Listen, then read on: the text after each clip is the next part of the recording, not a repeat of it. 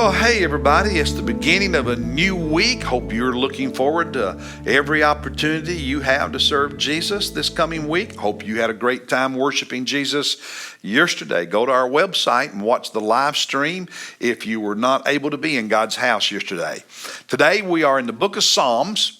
Chapter 60, Psalm 60. Remember, we've broken Psalms into several sections, and we'll read those over the course of 3 years. We'll read all of the Psalms. But today, we are in Psalm 60. And this is an interesting psalm. If you look at the introduction to it prior to verse 1, if your Bible has that, most of them do, but not all, where it's got all those comments for the choir director, according to Shushan, Eduth, whatever his name is, and all of that. What it's telling us is that this is a psalm that was a didactic or a teaching psalm that David probably used in motivating and training his military, his soldiers. And it begins with David expressing sadness, sorrow, frustration at losing a battle. Militarily, they had been defeated in a battle. And so he starts out in verses 1 and following, says, "O God, you have rejected us. You have broken us. You have been angry. Oh, restore us. You have made the land quake. You have split it open, heal its breaches, for it totters." Using this graphic, poetic language that for them losing a battle was like an earthquake. You have, in verse 3, made your people experience hardship. You have given us wine to drink that makes us stagger. God, it's like losing this battle. It's like we're stumbling around like a drunk man, and you've caused us to experience a hardship. So there's this sadness, this sorrow, this pain, this frustration, losing a battle. Now, David is saying to his soldiers, you're not going to win every battle. And you're going to be frustrated, and you're going to be angry, and you're going to be sad, and you may even blame God. But then he teaches them to turn to God. Verse 5. That your beloved may be delivered, picking up in the middle of a sentence, that your beloved Israel may be delivered, save with your right hand and answer us. He turns to and prays to God for deliverance, for victory going forward. And he's saying to his men, when we lose, don't quit. Turn to God and ask for his assistance, his help. And then God answers, intervenes and speaks in verses 6 and following.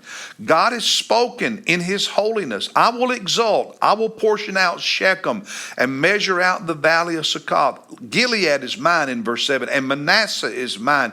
Ephraim also is the helmet of my head. Judah is my scepter. Talking about the tribes and the areas of Judea and Samaria, Israel, the promised land, they're mine. This is my people and my place, God says. In verse 8, Moab, neighboring country that was often a thorn in the side of Israel, is my wash bowl. Moab, that enemy of yours, God is saying, hey, they're like a bowl I'm going to wash my hands in. And over Edom I shall throw my shoe. God says, Edom, that other enemy of yours, Israel, it's like I'm taking my shoes off at night. I'm just going to plop my shoe down on top of them. So God intervenes and says, you're still my people. You may have lost this one battle, and you're frustrated. You turn to me. You're still my people. You're still my people, and I'm going to bless you. I'm going to be there for you. And it ends with David teaching his men to express confidence in God. Look at verses 11 and 12. Oh, give us help against the adversary, for deliverance by man is in vain. Through God we shall do valiantly, and it is he who will tread down our adversaries. It's like the climax of a great speech. God will deliver us, and he gives us boldness. We can fight valiantly, and he will tread down our adversaries. So this was a psalm they would sing, they would quote, that trained them in their heart and in their mind when they were in battle and they lost a battle, not to give up, but to turn to God and be valiant, for God will be with them. And what spoke to me personally a couple of verses. In verse 3, when he at the beginning says, you have made your people experience hardship. Well, in recent weeks, isn't that what we saw with Jeremiah and the people of Israel and their sin and being conquered by the Babylonians and carried into exile? I mean, I really wish all these TV preachers who preach name it, claim it, and believe it and get it, and I just wish they'd actually read the Bible. Sometimes God uses hardship to get our attention, to discipline us. Now, that doesn't mean that all hardship is because you have sinned. Doesn't mean that every time life gets hard or every time there's a problem is because you sinned. No. That's hardship comes for a lot of reasons. Don't have time to go into all of that. But sometimes some hardship is God's doing to get our attention, to discipline us, to teach us, to test us. In this case, in Psalm 60, God, he says, God, you did this. It was God getting David and his soldiers' attention. It's God saying, hey, guys, don't just assume when you go into battle that you're right with me.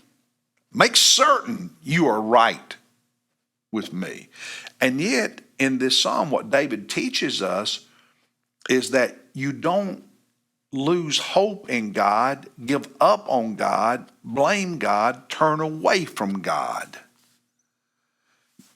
David taught his men to turn to God and go forward. Verse 11, oh, give us help against the adversary. This verse spoke to me. Oh, give us help against the adversary, for deliverance by man is in vain. What he's saying to his soldiers and what God is saying to you and me is any accomplishment we have on the human level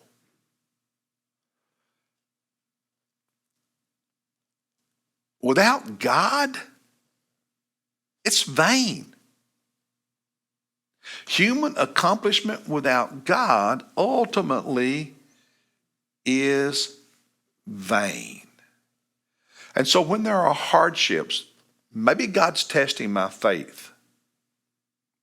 And my faith will either become stronger or it will break. I'll either turn to God or away from God. But when I turn to God and I stay committed to God, whether the hardship is for a day or for 70 years, it's my choice.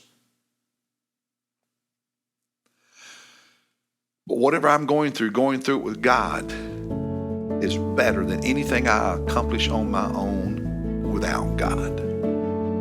That's also true for you, brothers and sisters. Hey, I'll see you tomorrow as we look at Psalm 61.